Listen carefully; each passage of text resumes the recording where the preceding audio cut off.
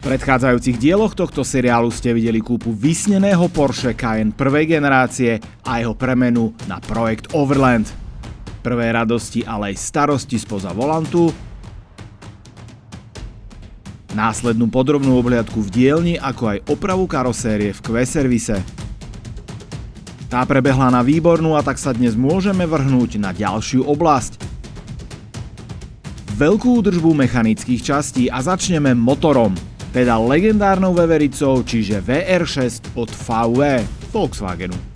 Takže aký je jej reálny stav a čo všetko bude treba robiť? A čakajú nás nejaké nepríjemné prekvapenia? Sledujte ďalej. Partnerom tohto videa je medzinárodná sieť autoservisov Q-Service. Transparentný prístup, moderné servisné vybavenie, kvalitné náhradné diely.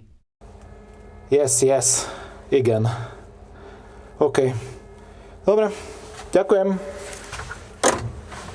Neuveríte, ale práve som mal hovor z Q-Servisu, že môžeme sa prísť pozrieť na progres, ktorý nastal pri projektovom Porsche Cayenne Overland. Naposledy, keď sme tu boli, tak počasie nebolo úplne ideálne, trošku som aj zmokol, ale teraz je počasie pekné, slnko sa na nás usmieva, ja sa usmievam tiež, pretože už z tejto výšky vidím prvý taký upgrade na tom aute, totiž to chalani mi vymenili zadné svetlá, ktoré som kúpil niekde na Bazoši. Veľmi sa z toho teším, je to malý krok pre človeka, ale veľký pre ľudstvo, lebo Cayenne s novými zadnými svetlami, tak to už je niečo.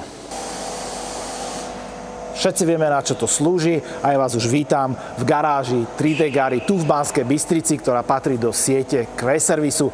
Už minule som vám ukazoval, ako to tu vnútri vyzerá, no pozrite sa na to, naozaj nádherné grafity, štýlová garáž, presne takto by som si predstavoval garáž, ktoré by som robil. Ak by som bol dostatočne šikovný a bol by som mechanik, ale viete, nie každý má ten talent, ale na čo tu majú talent, tak to je na opravu aut, takže ahoj, vítam ťa. Ahoj Peťo, vítaj.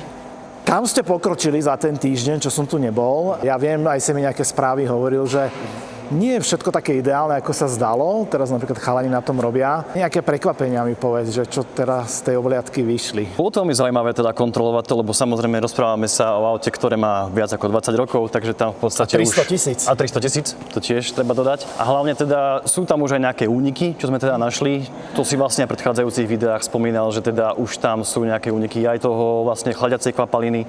A teda aj oleja. Tam požehnanie. Presne tak, a ten olej vlastne vidno aj hneď v úvode, keď otvoríš kapotu, tak spod toho víka vidno už peknú masnú škvrnu, ako z toho vyteká. Takže tak na privítanie, že všetko je v poriadku, zatvor ma. Takže potom sme pokračovali ďalej a teda zistili sme teda, že musíme tam meniť aj vodnú pumpu, keďže vlastne už z nej ten únik je. Takisto ste vlastne v predošlých videách v servisoch videli, že teda je už aj únik na tých chladičoch vodnom, takže tam sa mení vodný chladič. Takisto teda aj veľká Sahara, čiže ventilátor. Tu ste zistili, že tá vôbec ani nespína, že? Tá nespína, presne. Čiže my sme skúšali klimatizáciu, aj k tomu teda ešte prejdeme. A na tej klimatizácii teda vyslovene ani nespustil tú Saharu a zistili sme, že podľa diagnostiky je vadná.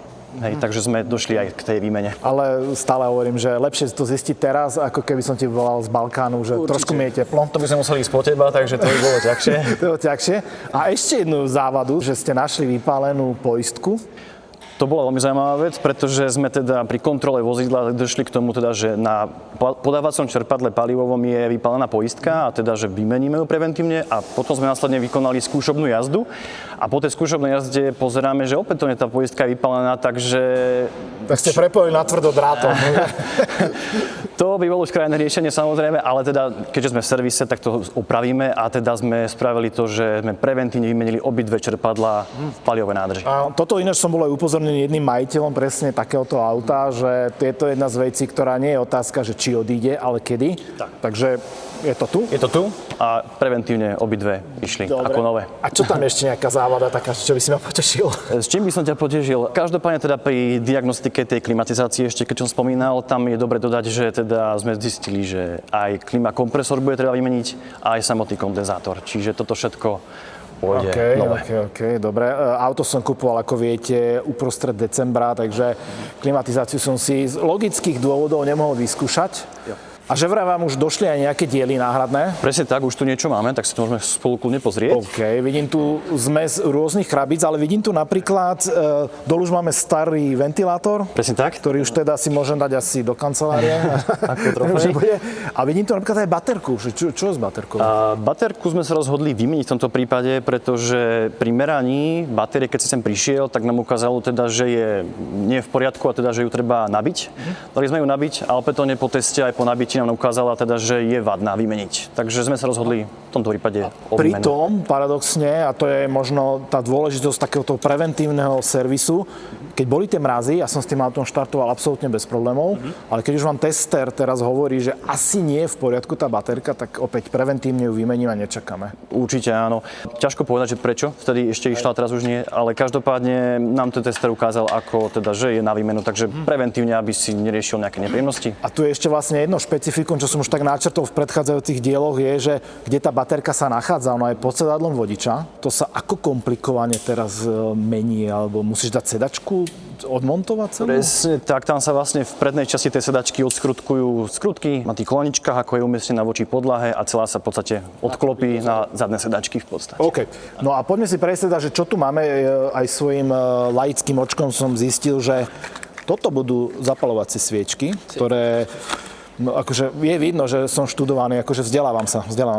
A sviečky opäť je to spotreba, ktorý sa mení a v tomto prípade, keďže nemáme žiadne záznamy o servise, tak asi by nebolo ani múdre čakať, že kedy príde ich nejaký čas. Určite áno a hlavne je to taká dobrá prevencia, pretože pri tých teplotách radi ľúbia aj tie plastové časti, čiže ako sú aj samotné cievky zapaľovania alebo sviečky.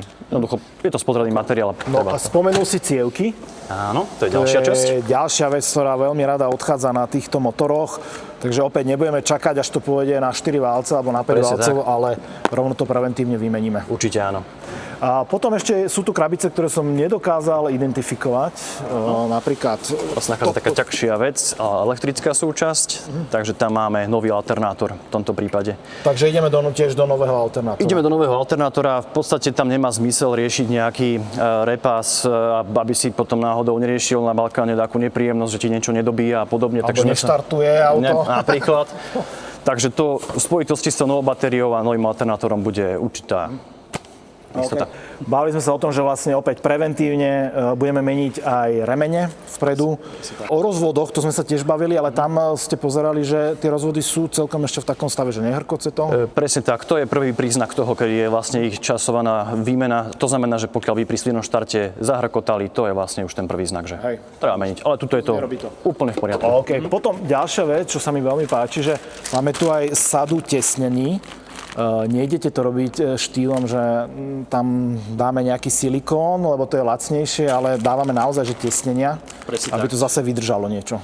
Presne tak, čiže určite tesnenia. Toto je na výkoventil konkrétne, potom tam máme aj okolo v podstate samotných vstupov pre cievky, čiže pretesníme aj sanie samotné, takže v podstate všetko, čo sa demontuje, aj vymeniame tesnenia. Keďže chceme zdravý vzduch dýchať, tak opäť samozrejme sme nečakali a ideme aj filtre meniť. Ano. Takže kompletná servisná prehliadka v podstate. Čiže keď tam riešime, ako som aj spomínal, ten klimakompresor a kondenzátor nový, tak už keď to bude všetko naplnené a fungovať, tak samozrejme aj kabinový filter.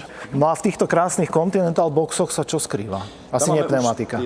Presne tak, tam už teda máme tie spomínané nové palivové čerpadlá, takže to už je príprava. Teraz ide sa robiť takýto veľký servis, lebo samozrejme budeme robiť aj olejový servis. Keďže nemáme predchádzajúce záznamy, tak pôjdeme aj do kompletného olejového servisu, povedzme diferenciálov, prevodovky. Veľa ľudí ani netuší, že v nejakej no tak áno, chceme jazdiť, ale veľa ľudí ani netuší, že v nejakej manuálnej prevodovke sa mení olej.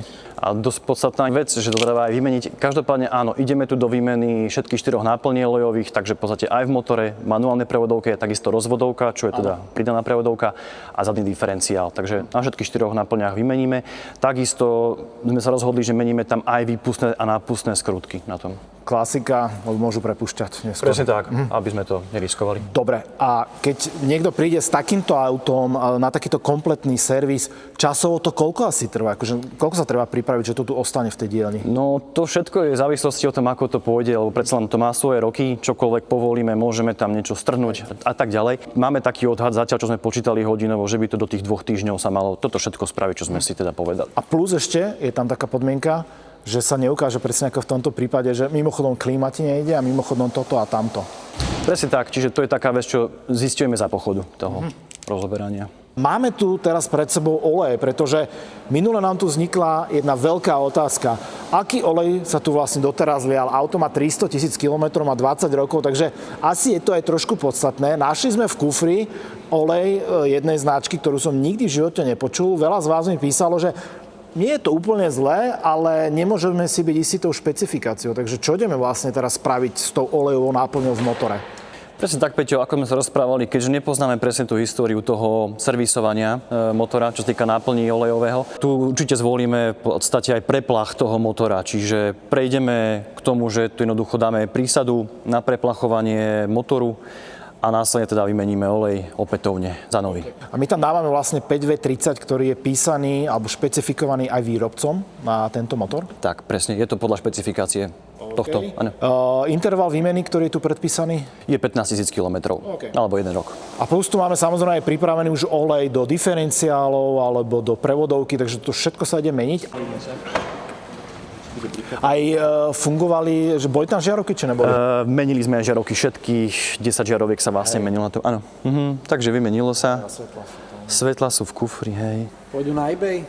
Nie, tie pôjdu do pracovne, takto hore, dozadu, to budem sa na to stále pozerať. Tomu ventilátoru. No. Áno, sme ešte také drobnosti, vieš, napríklad tam je taký plastový cuplík na tom svetle, ktorý sa naklikáva, to sme vlastne objednali, také naozaj drobnosti, ale ďalej to muselo byť iba originál Porsche, takže to sme v podstate už takže zháňali. No, originál Porsche, ale niektoré veci v Porsche mňa prekvapili, že sú fakt lacné, len problém je, že veľa z tých vecí už je nedostupných. Ja som spomínal napríklad túto famoznú krytku na stierač, tam trčal len taký hrdzavý šrob, tak som to musel nejak ošetriť a prekryť. Stojí, ja neviem, 2,50 v Porsche. Som sa dobral rovno 3, keby som strátil, ale povedali, že žiaľ Bohu už sa nedodáva. Takže opäť nejaký eBay alebo takéto veci to elegantne riešia. My v zásade sa vidíme pri sfinišovaní projektu a potom projektu, minimálne tejto časti projektu, čo sa týka servisu pohonnej jednotky. A ja som veľmi zvedavý, že či ma zase omračíš niečím, že čo ste tam našli, čo pôvodne tam nebolo vidieť, ale radšej teraz ako neskôr. To máš úplne pravdu. Napríklad taká vec, že ako si spomínal na tom chladení, čo býva tiež choroba týchto motorov, že vlastne vzadu je tzv. Nejaké to vyústenie tých hadíc, nejaká tá vidlička a podobne. Plastová, ktorá v tomto prípade je, ktorá teda rada tečie, alebo teda sú z nej úniky chladiacej kvapaliny, takže to tiež zistíme až potom, ako dáme dole samotné sanie a dostaneme sa za motor. Takže my sa vidíme o pár dní. No, ak by vás niečo zaujímalo konkrétne k tomuto servisu, alebo máte nejakú inú skúsenosť, tak samozrejme píšte to dolu pod video. Lebo ja sám som zvedavý, čo sa tu ešte nájde, ale zároveň sa extrémne teším, ako to už bude spravené a budem si už len užívať to auto. Presne tak. OK. Takže vidíme sa onedlho. A inak nedáva sa mi ešte nespýtať to, že prišiel som sem prvýkrát do tejto dielne, do tejto garáže a už na prvý pohľad to pôsobilo na mňa trošku inak, ako je bežná garáž. Ako máme tu tieto grafity, máme tu naozaj aj to prostredie, aj za nami je tu logo, máme tu tú peknú telefónnu budku, že vlastne ako prišlo k tomu nápadu urobiť z takej obyčajnej garáže alebo dielne niečo takéto, kde sa naozaj cítim aj ja dobre ako zákazník.